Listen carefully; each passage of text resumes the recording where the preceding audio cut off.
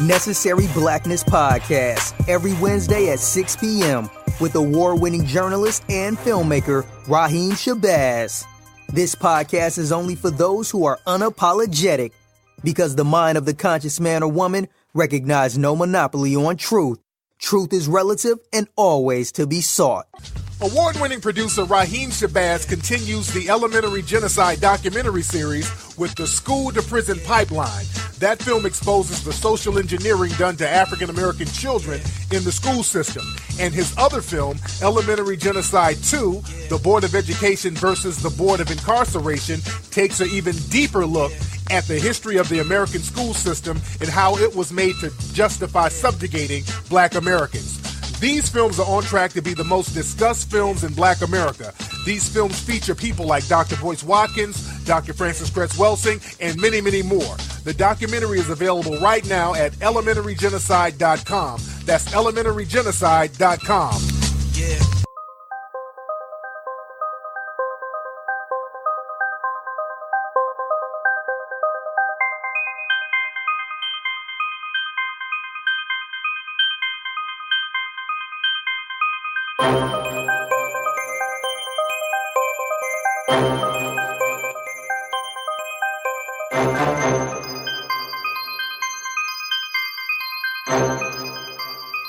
Peace and power, Black family. This is your host, Raheem Shabazz, for another episode of Necessary Blackness Podcast. I'm rolling solo today without my two lovely co-hosts, Goddess Fumi and Ashton Brion. And we are here with a special guest, Chief LeTavia Mabilijengo, and she's going to give us some inspirational words, and she's also going to tell us what she got going on and why she's here in Atlanta. Let's welcome Chief LeTavia. I'm doing just great, brother. Thanks for having me. Did I mess your name up? Got it perfect. For those that get a little tongue-tied, such as myself, can you pronounce the correct pronunciation of your name? You said it perfect. It is Chief LeTavia Mabilijengo. Okay. Mabilijengo. I'm actually in Atlanta recording my portion of a documentary that's coming out called Hair Power, Natural Hair Power. And how are you liking Atlanta so far? Well, I'm familiar with Atlanta. Atlanta and I are familiar with one another. So, I like it well enough. It's still in the States. It's still Black folks of all kinds and various flavors. But I come here, I do my work, and I keep it moving, just like anywhere else. You also own some land here, correct? Well, my family has land here. And we also have land in Indiana. But we no longer live in the States. As far as my immediate family, I've taken my youngest children and I. We live in Belize. And so I'm back in the States for just a short period of time. This is actually the end of my visit here. So I'm down in Atlanta as part of exactly what I'm doing everywhere else, which is trying to do the most work within our community while I'm present in the community. Speaking of land, can you explain to our listeners how important it is as Africans to own land? If your liberation isn't land-based, you just have a study group. That's how important it is. If what you're doing is not toward land-based liberation, then you are still in the study phase, reading club, cipher group stage of your own awakening. And sometimes that's offensive to people because it's almost as if it sounds as if I'm demeaning that stage of growth, and I'm not doing that by any stretch of the imagination. The reality is, until you are providing for yourself, until you are growing any portion of your own food, until you are defining and carving out a space that you will allow your children to grow in peace and safe from harm from an external environment, you really have nothing to protect. You really are not in a position to exercise the things you're learning about. So it's still theoretical knowledge. It's not practically applied. So land is of utmost importance. As well as reading. Reading is vital. Because without education, you'll never take that next step. Your human assets to any community is the educated mind. So without just reading, you know what I'm saying? Just that skill to begin with, you'll never take those next steps. That's why when I said a lot of people will hear me say without land, you're not really moving towards liberation. You're just studying. My point is, I don't want to demean the incubation portion of growth. You need that, like a child being in the womb. You need that internalized study of actual, not just literature, but studies and sciences. You need those skills that will enable you, empower you, and promote your growth from just theoretic knowledge to practically applied knowledge. So you talked about owning land. You talked about reading, which is education. And you're fulfilling both of these criterias as an author. Can you tell us a little bit about your book? Sure. I'm the author of When Waging War Against the Oppression of Black Women, Our Only Hope is to Kill God. That is a book that analyzes the patriarchal nature of Western religion and how it robs us of the power of the unification of true strength that comes from the relationship between Black men and Black women by attempting to subjugate one to the other. I'm the author of It Is Time, which is a step-by-step analysis and then solution-based guide for anyone looking to do collective liberation living. It helps go through where some of our problems stem from in our individual family growth and how we can resolve those things within a collective. I am the author of The Black Woman's Agenda, which is a free study guide available on my website, sisterletava.com. That's SisterLetava. If you click on books and click on Black Woman's Agenda, you can download a free copy of it. It is a study guide of 5 principal key things that Black women must do to start both enhancing the relationship with other women as well as creating an environment within our own homes and with our own selves to be conducive to healthier relationships with our men and children. I'm the author of General Orders for the Lion-Hearted.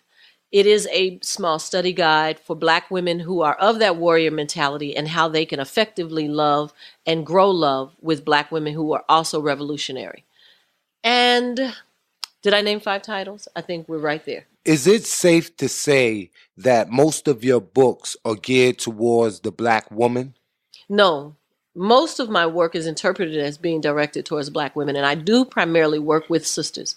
But all of my work is geared towards the Black family and the liberation of our people, period. I do a lot of work with training and developing brothers as well. But most of my work is interpreted as being geared towards Black women because I am a Black woman.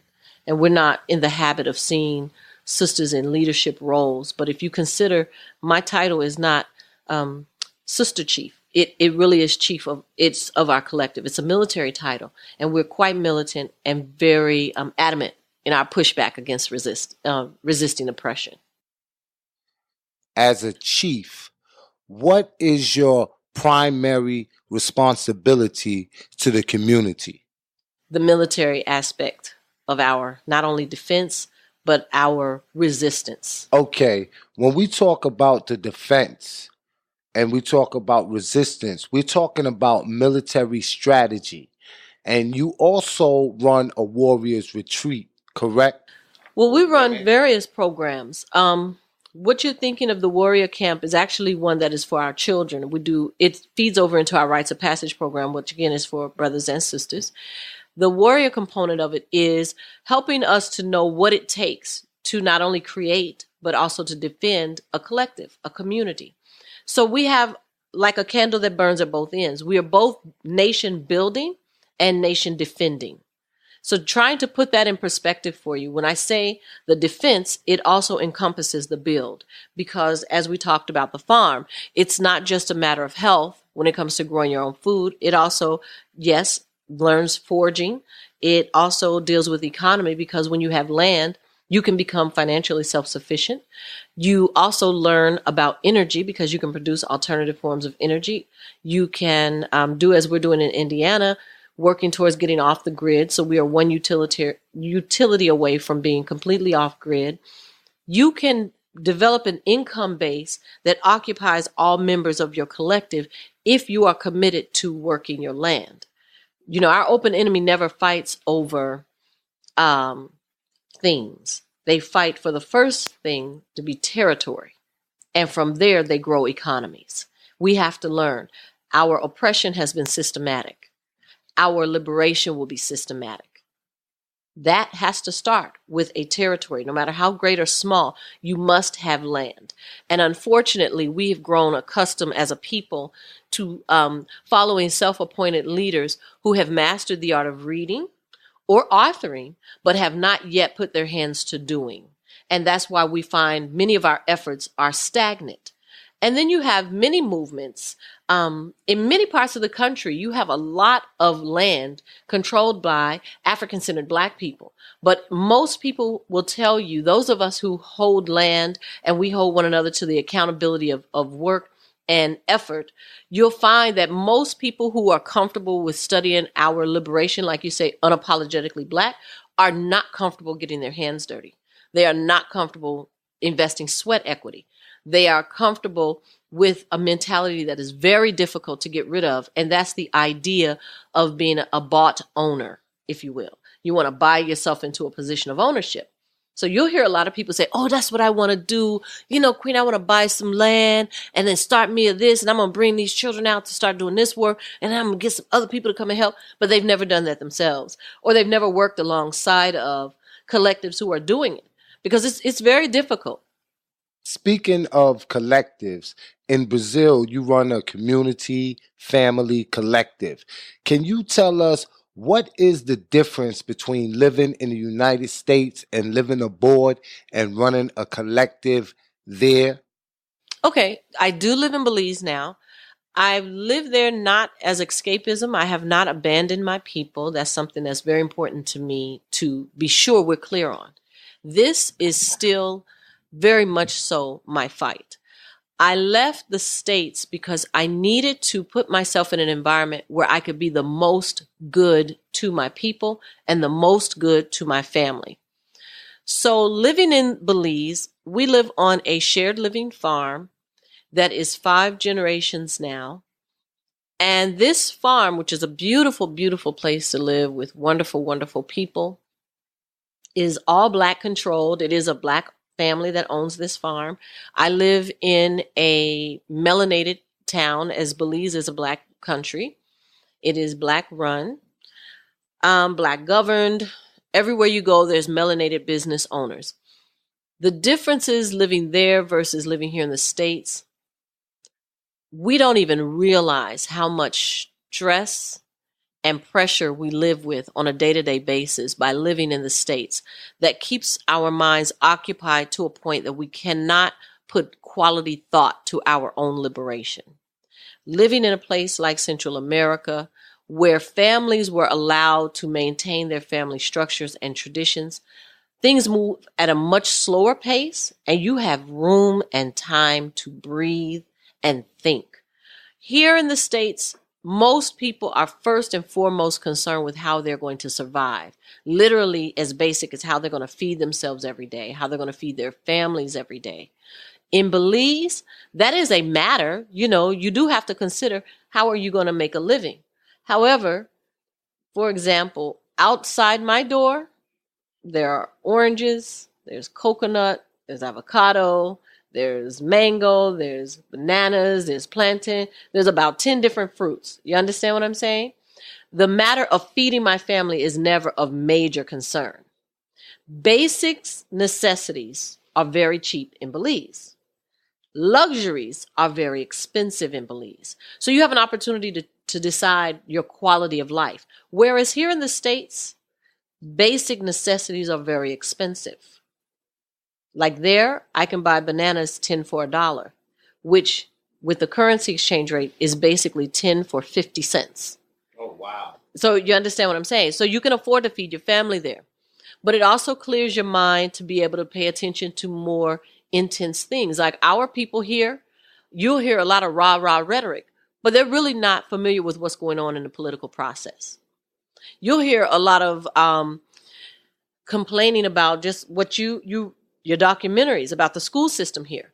But you have very few, relatively speaking, very few African-centered people who are willing to take on the challenge of educating their own children. You know, some of the things that we experience and we complain about, we forget we have the most power. All we have to do is stop participating. So even to tell someone, you can stop complaining about their school system, just stop giving them your children. Most people won't do that. Most people won't take the responsibility of leaving their job and feeding themselves, because most of us are educated in an environment, be it the school systems here or just the neighborhoods here. We're educated in a way that makes us useless to the rest of the world. Most people in this country, and I'm speaking only of Black people, but it's true of all people, most Black people do not have a skill that would allow them to feed themselves if they left their job and had to just market their skill to the general public. They wouldn't know how to do it. It's easy for us to get used to pushing buttons. It's easy for us to get used to shuffling information. But in all actuality, in the rest of the world, that person is a useless food eater. And so as Black people, when we leave the States, and I think that we should, connect with our brothers and sisters everywhere.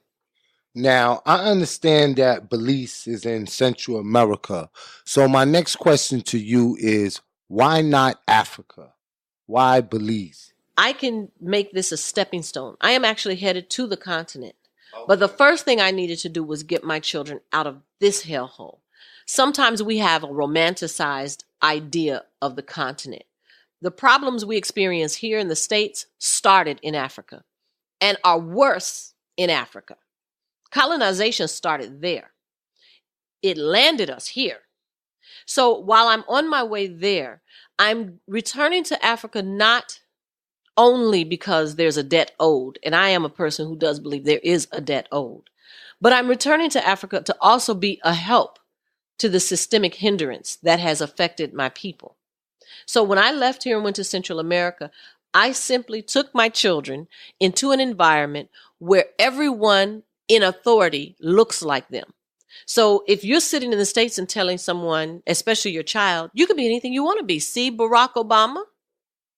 That sounds good. But when you put your child in a submersive environment and everyone in position of authority looks like them, everyone, the predominant owners of businesses look like them. Gringos don't really run anything. They have no influence. And gringos being Caucasians, they don't own anything. And yes, the Yurugu own nothing. And they don't run anything. The things that they do, they buy up like they do everywhere. They buy up spaces of rainforest and they turn it into resorts. But as far as influence in the government process, they have none. And that is the environment I raised my children in, because I raised my children to be revolutionary warriors. Well, you can't raise revolutionary warriors much like small plants and seedlings that you're growing. You start them in a greenhouse and you raise them in a protective environment, but you release them to an environment that's too harsh for them to ever take root and ever truly become those mighty oak trees that you raise them to be. Because before they come up, just like your documentary, they're cut down before they can grow. So it was my job to move them into an environment where they could become those mighty oaks. So when they do return amongst their people, they are an asset to their people and not a liability. Now, you mentioned rainforests. Most people will be surprised to learn it's illegal in certain states to collect rainwater. Yes. Or to use it for natural energy or anything else. How can something be illegal that comes directly from nature? That's almost saying it's illegal to be out in the sun. There are two things that you should be aware of and your listeners should be aware of. There are many states, at last count about 21 states, that have made it illegal for you to what they consider harvest rainwater. That means once rain falls from the sky, if it lands on any surface, it then belongs to the municipality within that area that it fell on. So if it fell on your rooftop and you live in, what county are we in? We're in Fulton County. Fulton County. So once it lands on the rooftop or your yard or the deck or the grass or the sidewalk, it now belongs to Fulton County. It is Fulton County's water.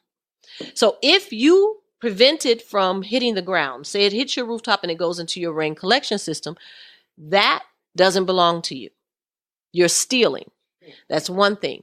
Georgia, 2 years ago, they were trying to pass legislation, and I'm not sure that they did. They were trying to pass legislation that taxed homeowners who used solar panels to provide electricity for their homes and they were marketing it to the general population of Negroes and hunkies, but they were marketing it to them under the guise that those people aren't paying their fair share of energy costs. So that means, to agree to that, if voters vote on that and say, yeah, they should have to pay their fair share too, what you're essentially saying is someone has the right to measure, and calculate how much I should pay them for using the sun, which none of us control. It's coming up or going down every day. But people don't pay attention to that. And the average Negro who flies our colors, that red, black, and green, is not even holding themselves responsible for learning the process of producing alternative energy, so they can put up a good argument against allowing municipalities to place the argument or the tax on you for using solar energy. That's a failure that we have as a people. And that's what makes, when you mention the farming, I never write books if I don't feel like I'm an authority in that arena. If I haven't put my hands or feet to it, there's no need me having anything to say about it. That's unintelligent. I have elders I answer to and listen to. I have a community that I'm responsible to, that I represent. So until we hold ourselves accountable for not just sitting and leaning on loud, and, it's more than just flying our colors. It's more than just shouting out RBG. It's more than just representing our Blackness. It is holding ourselves to the responsibility of providing for the future generations that have to come behind us. What will we leave them? Our elders failed us when they allowed us to inherit this same war. Are we going to fail our children by allowing them to inherit the same war we inherited? Okay, family, real quickly, we're going to go to a commercial break. But before we go to that commercial break, I want to tell everyone to make sure that you subscribe to Necessary Blackness Podcast on iTunes and Google Play, so that you do not miss another episode. And also, you can check out our archive episodes on iTunes and Google Play. And if you're interested in us hearing your thoughts on what you like or dislike about our podcast, make sure you email us at necessaryblacknesspodcast@gmail. And another thing, real quickly, family, pre-orders are now available at elementarygenocide.com for Elementary Genocide 3 Academic Holocaust DVD.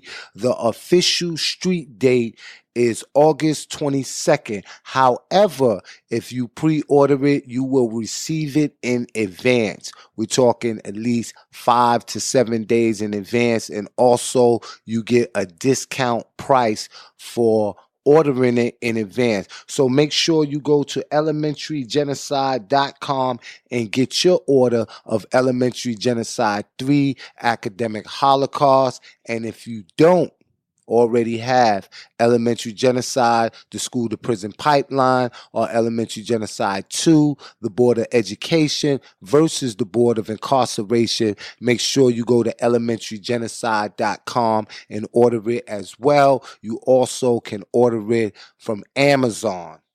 And real quickly, I have 2 events coming up.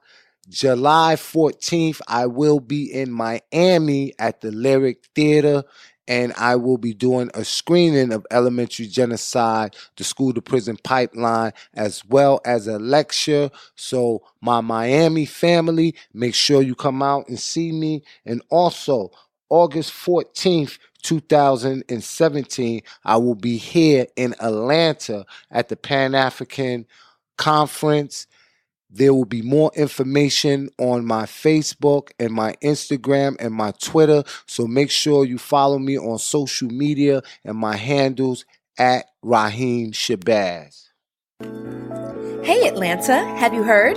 True Laundry Detergent is now offering free shipping in the Atlanta area. Just text the word TRUE to 404-493-0523 or give us a call. That's 404-493-0523. 0523. True detergent is 4 times concentrated and perfect for those HE washers.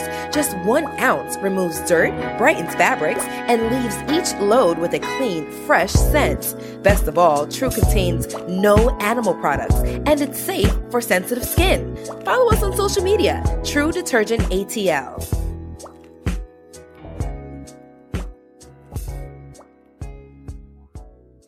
All right, we are back from our commercial break. And while we were on our commercial break, we was talking because you know the conversation don't stop over here. Now, you was talking about economic empowerment and generational wealth. Can you talk more about that and how it helped us as a race of people? Sure. One of the things we have to be mindful of as Black people here in the States or anywhere in the diaspora, we miss the critical link of holding ourselves responsible for the generations coming behind us. Myself personally, and those that I'm in community with, we have taken on a 7-generation commitment, meaning that we work our life long to make decisions and put our next 7 generations in a position to make decisions for themselves. That is a huge responsibility. What we fail to do, generally speaking, and I'm speaking at this point of the general community of people who study African-centered knowledge of self, we tend to fail to understand the oldest institution known to humanity. That is marriage. That is the family unit. We fail to look at that for its true intent. And we tend to shy away from it. And we exploit one another in the same manner as we've been exploited. And so ultimately what happens in that exploitation, we fail to prepare for the next generation, and we fail to prepare the next generation because they are responsible. But if we don't hold ourselves responsible, meaning responsible, then we can't adequately hold a next generation responsible. I raised my children. I'm a mother of 8. I have 5 grandchildren. I always taught my children, you are an investment. I didn't have children just because it was the thing to do, because I just love children. And I do love children, but that's not why I sent for them. I only have the children I meant to have. And I'm very intense about making sure they are aware of that. So when I say they are an investment, I invested a lot in my children. Time, energy, effort, blood, sweat, tears, money, and work in my children. And that meant I expected a return on that investment. But I can't expect a return on investment if I don't make sure they even understand those terms. And therefore, they understood when they got to be a certain age, if they didn't want to return on what I was putting in, 2 things were going to happen. 1, mama's going to stop putting in. Number 2, she's going to limit her protection of you. You are going to feel the blunt of everything you do outside of this protective hedge. There's a limit to my protection. If you won't return what I've given to you, but you cannot expect something from children that you didn't put in.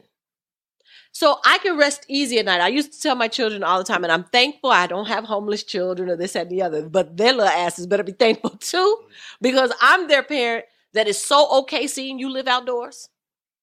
Because I'm certain I gave you resources that prevented you from ever having to experience that. To graduate high school with me, you had to start and run a business for a year. That's part of your high school requirement. So when I tell you I expect you to be at the family business meeting, I expect you to be responsible for this department of the family business, I know you are capable of it. Now, if you decide that's not for you, you really want to pursue something else, I'm okay with that. But I know I have produced an active, productive part of society. And by society, I don't mean America. I mean those we are intentionally part of a community with. But I have an expectation of them. But what did that first start with? Me holding myself committed to them. We're not committed enough. Black men who say, oh, the Black woman is God, they're not committed enough. As soon as I hear it coming out of their mouth, I'm telling you now, they're not committed enough. Sisters who say, oh, nothing but a Black king is for me, they're not committed enough. Because it's not a bumper sticker, it's not a t-shirt, it's not the ooh, it's not the exterior stuff. It's how you're living. It's your day to day. I had a dialogue with a brother in Belize who has 11 children by 10 women. 9 of those women are white. What? This brother says to me, he says, I know about sisters like you. He said, yeah, in Europe, it ain't that I couldn't see black women. It's just I couldn't afford them.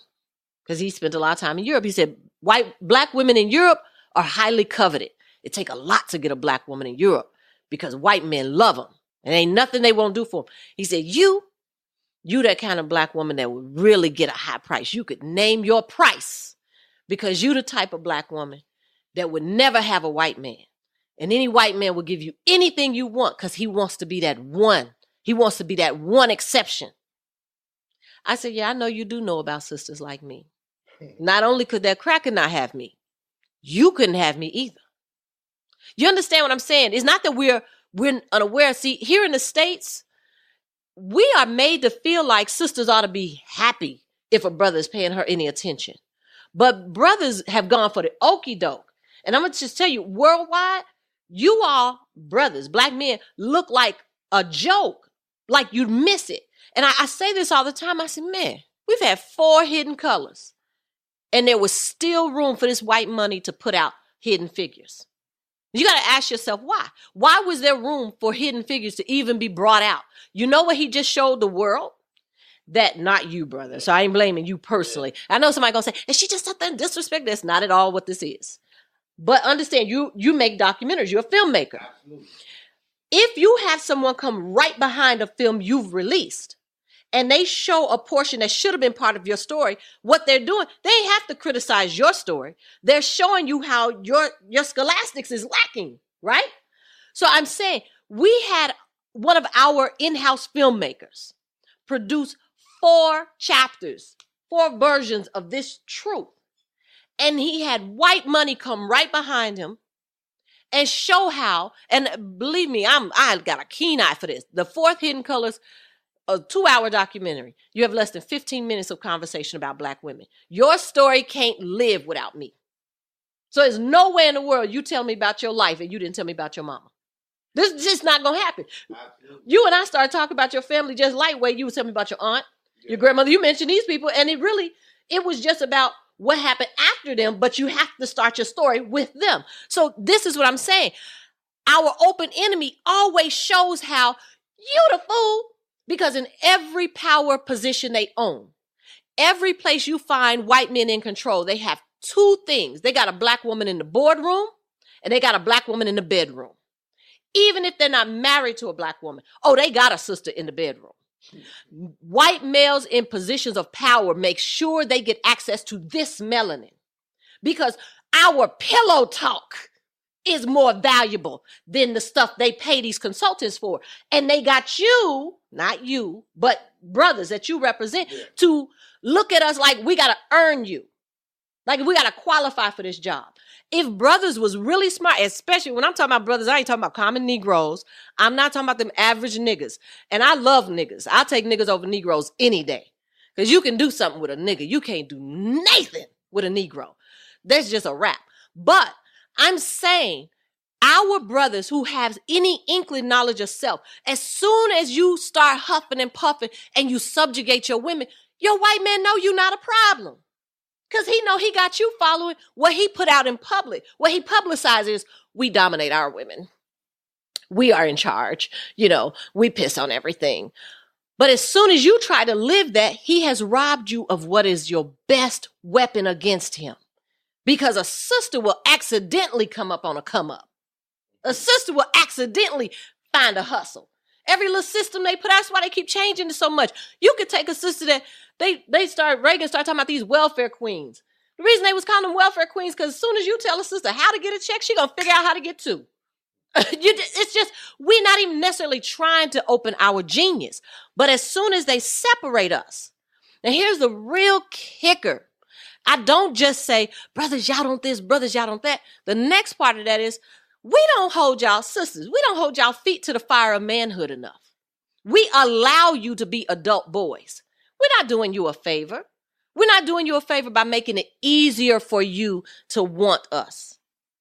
The same things that Becky Ann do to get brothers. When they say, white women, they support us. They don't give us all these problems. They don't nag us. They just let us be us. She's allowing you to sit stagnant. Absolutely. Not forcing you to grow. But the men who do the best are brothers who have sisters in their corner who are going to push them to greatness, who are going to force them to come up, who are not going to allow him to fail on his dreams or allow him to give up on what he's after. She's going to make him have to man up in order to be with her. That's the sister you want, because she's going to make you be your truest and best self. I tell people time and time again that there is nothing like the warrior spirit of a black woman, because you don't want no woman who is docile and submissive. You want a woman that will hold your feet to the fire. Now, I got 2 more questions for you. I want to talk about polygamy and how it's practiced in Africa and the way that it is being practiced here in the so-called conscious community.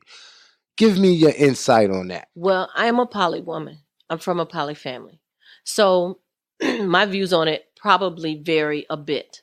I had the great fortune of growing up with a father who taught me marriage isn't necessarily forever. And this is not a system designed for 2 people to make it. So that alone has helped me in my own adulthood.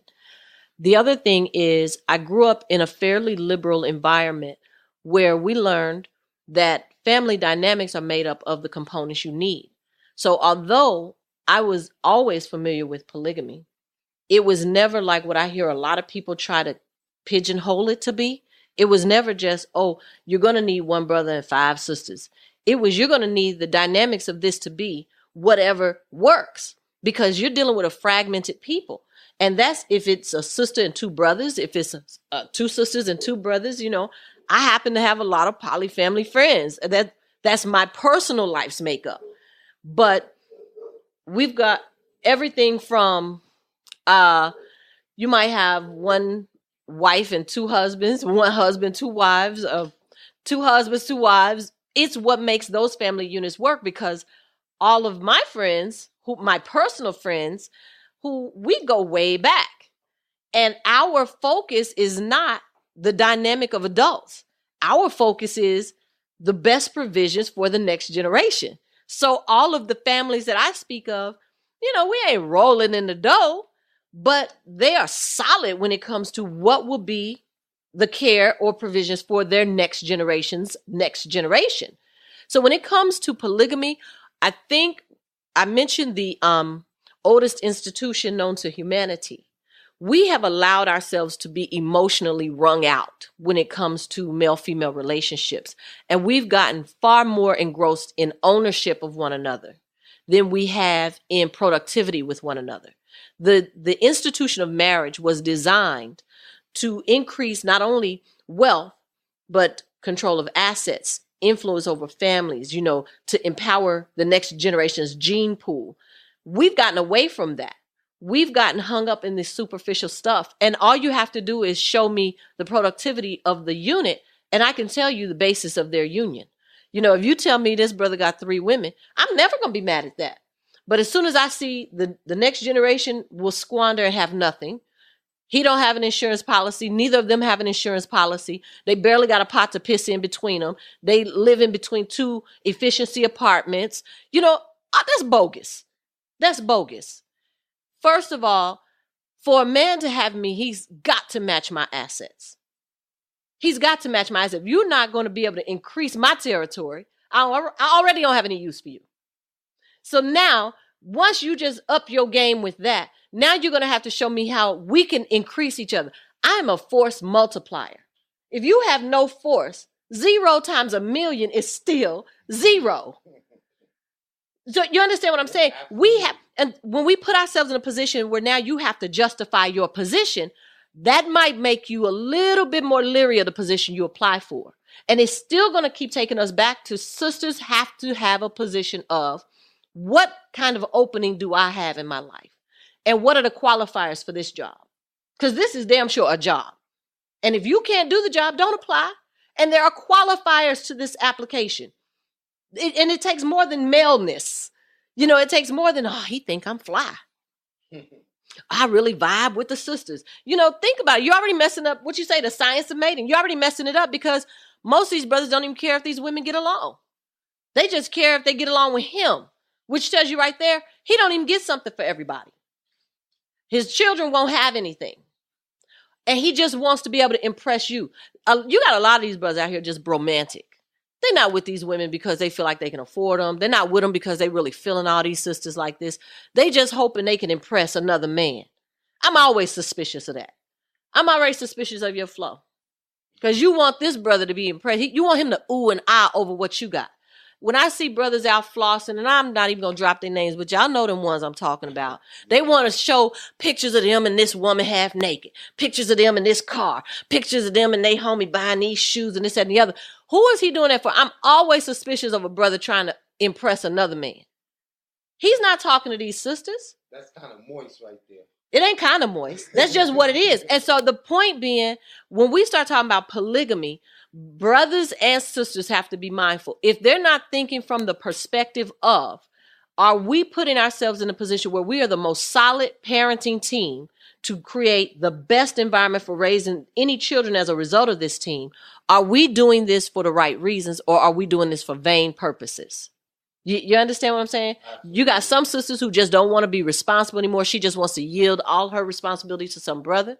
You got some brothers who just want to walk around and floss. These are his 3 or 4 wives or whatever the deal is. I don't even know how people's get down is. But most people I can say that are part of my personal life, poly families, we don't typically vibe like that. You don't see them parading their spouses around. These are people working. They building their family's empire. They taking care of the next generation or so. You probably know poly people that you don't even know they're poly people. So that's my view on it. I'm always suspicious of anything people do for superficial reasons. Now, the flip side of that is some individuals are in polygamous relationships and don't even know it. This is true, which then I would take that back to another part of my child rearing. Grown folks don't have to lie. So if you got to sneak, lie, and hide, you already doing something wrong. Grown folks don't have to lie. And if you're just meeting your husband's other wife, that's not a polygamous relationship. He just shoved something down your throat, and it's like dudes used to say, treat them bad and make them like it. That's not, you can't say you're in a polygamous relationship. He brought his mistress home and you just decided to accept it because a baby is coming. That's not a polygamous relationship, because if it was a polygamous relationship, everybody would have been clear on the front end. And he wouldn't have to try to hustle these women into being with him. You understand what I'm saying? You're not sneaking around in a polygamous relationship because there's an asset and an advantage for everybody involved. If there's no advantage for everybody involved, you got at least one too many people involved. Now, since we're speaking on relationships, how do you feel music has affected the dynamics of the male and female relationship? Music is a part of culture. And if you study human behavior and the aspect of mating rituals of any plant life, animal life, anything that mates, all mating has the ritual of dance. Music is part of culture because it affects dance. If you go and you look at cultures where the music and the dance trends are partnered off, in those communities, you largely find, I'm for the sake of this conversation going to say 2-parent households. If you think back in the 70s, let's think about Soul Train, the 60s. Dancing was often a coupled activity. So if you think about Soul Train, you think about the couples coming down the Soul Train line. They'd have their little choreographed little dance moves, right? You come up through the 80s and get to the point where, you know, the B-boy, B-girl stance, you got to think about your dance. It became a battle thing. Mm-hmm. And before you know it, people were no longer, it started out dance groups, right? Everybody coordinated effort, danced together. You change from that, before you know it, there's one dancer against another dancer. Now you come up now, if you go to a party, and I'm a person who loves to dance, you go to a party in clubs or parties where it's a largely Americanized Black people, Brothers don't dance. Remember, the music came out, brothers don't dance. That's not what American men do. Brothers don't dance. Men don't dance. So you got a bunch of sisters dancing on the floor together and brothers standing around watching. You go to any Islanders party, continental African party, the men dance. But look at the mating rituals of those people. What happened to the mating rituals of us? When we stopped dancing with each other, because the music is already telling us we don't dance, we just this, we just that, right? Our households started changing. The configurations of our households changed. Well, the configurations of households in other parts of the world, Black women in America love Black men from other places because they will dance with us. I know that sounds petty or silly, but they will literally dance with us, not get us pregnant on the dance floor. I mean, literally dance with us. You understand what I'm saying? It sounds like a small thing.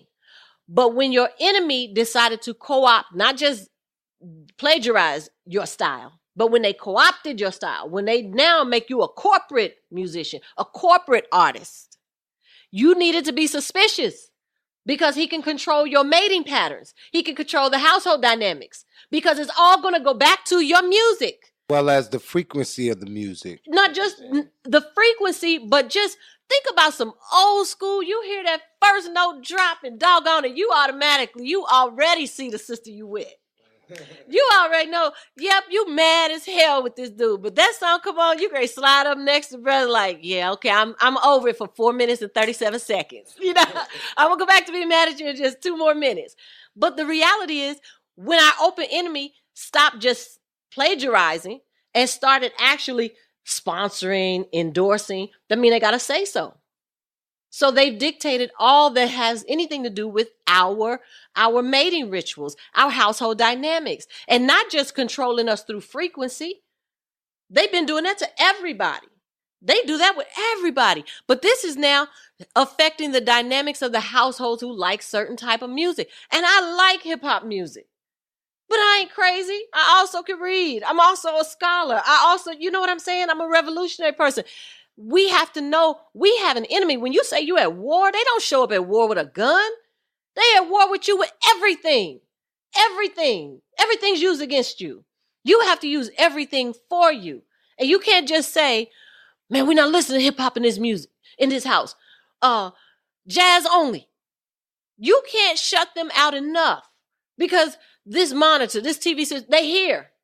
They're in here. The words we choose to use, the way we view things, you have to do more than just try to reject them. You have to openly, aggressively resist them.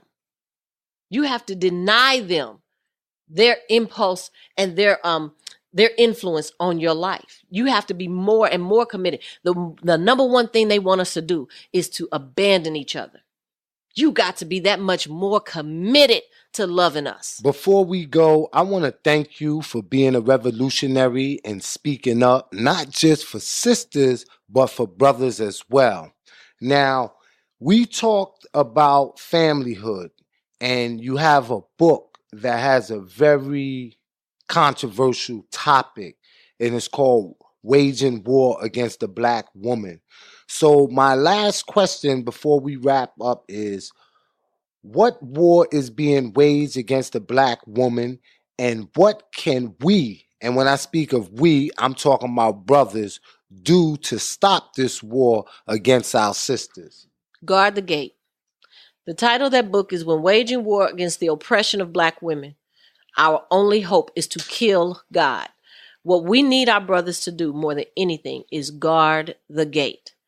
One thing that we've allowed our enemy to make us fearful of is Black women gathering, talking, meeting in private. There's a lot of shit that sisters need to work out in the sisterhood. There's a lot of stuff that we as Black women need to be held accountable to and for, and we cannot do that in open court.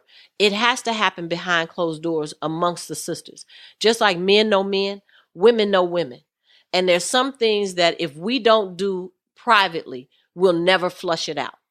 There are some pains that involve us as sisters, and there are some pains that involve our men that we need to go inward and flush out in order for us to come out able to love you. Because as Black men, we need you to understand something. We have been hurt by you. Intentionally or unintentionally, there are a lot of men who grew up as boys in an environment that didn't teach them not to harm susceptible girls. So by the time the average Black woman reaches adulthood, before it's one of these things, and this is an unfortunate thing to say, the average Black woman, her virginity is gone before she knew she had it. Now that's a tough pill to swallow. The average Black woman's virginity is gone before she knew it was a thing to keep. Now, those same girls who were damaged in childhood are expected to be our mothers, your wives, your life partners. How can we? Especially when we grow up behind these generations who are told not to speak on it, not to be open about it. So if you have someone that has experienced a pain and told they should suffer in silence, it's no different, and it is in addition to how white people try to tell you they don't see color. We all know. Or to get over slavery. Get over it. We know how it feels to have this wrong done to us, and when we try to just bring it in open form, somebody deny its relevance. We know it's relevant. So we need our brothers to guard the gate. We know most of our brothers hurt us without a knowledge of what they're doing. And we can heal from it if we're given the room and capacity to do so. But you can't have somebody trying to forcefully heal you. You know, the average brother, I don't know what's wrong with you. I'm not that dude. I didn't do this to you, you know, because you reaping now the backlash of this. And he might be telling her truth, but the manner in which he's handling it, that's not going to help. This is going to do more harm than good. So we really need brothers to safeguard, because there's a lot of ignorant males. When we first started the Black Woman's Agenda, you would be shocked. We had males logging on because we didn't have a way to, initially, we didn't have a way to have private forum where it was just sisters, where we would share just private code. So we would have males coming on, exposing themselves to us. And we really just having dialogue about how we can heal ourselves so we can love our men better. They would come on and cuss us out. If you look at my YouTube videos, you'll see people on there, males, talking about how I'm just a male basher, this, that, and the other, calling me all kind of names and this. And you probably never going to meet a sister who love Black men like me. It's going to be hard pressed for you to do that. But they can't even hear it because they're so fearful of what it must mean. But you always have to be mindful. If you are afraid of what the women say when you're not around, you sound just like white folks who didn't want the slaves gathering without them being present. So guard the gate for us, brother. That's what we need y'all to do, to protect us from other brothers who try to impose upon us when we're just trying to grow and heal to be better women. In closing, 1 minute or less, give us your closing word. My closing words are, I have not abandoned our people. I'm always open and welcoming more growth and development together. I have quite a few projects going on that are specifically designed to help others develop in their liberation movements. If you'd like to learn about any online classes I have coming up, if you'd like to visit some of our campuses, now understand, when you come to visit, you work. We do not feed you if you do not work. We're going to hand you a glass of water and send you on your way. But you come to www.sisterletava.com, SISTERLETAV like victory A.com. And you'll find updated classes, downloadable books. You can order books to be mailed to you that will come hard copies to you. You can get involved in a lot of things, but I have to stress work. We work. I don't do lectures. I don't travel anymore to just speak. I'll do a training series in your area, but you have to understand, while you have some people who feel like our knowledge is free, freedom isn't. We have to support our own and finance our own freedom. I want to give a big shout out to Akua Agusi for bringing you by, and I'm honored to meet you personally. And I want everyone to go out and please purchase this sister book. Make sure you support her and her revolutionary work and stay committed to African liberation. My name is Raheem Shabazz, and we are getting ready to get up out of here. Make sure you check us out each and every Wednesday, and on certain Fridays we will be broadcasting as well. You will know a week in advance. Just be sure to follow us on Instagram, follow us on Facebook, and definitely follow us by subscribing to us on iTunes and Google Play. Peace and power, Black family. I will see you same time next week.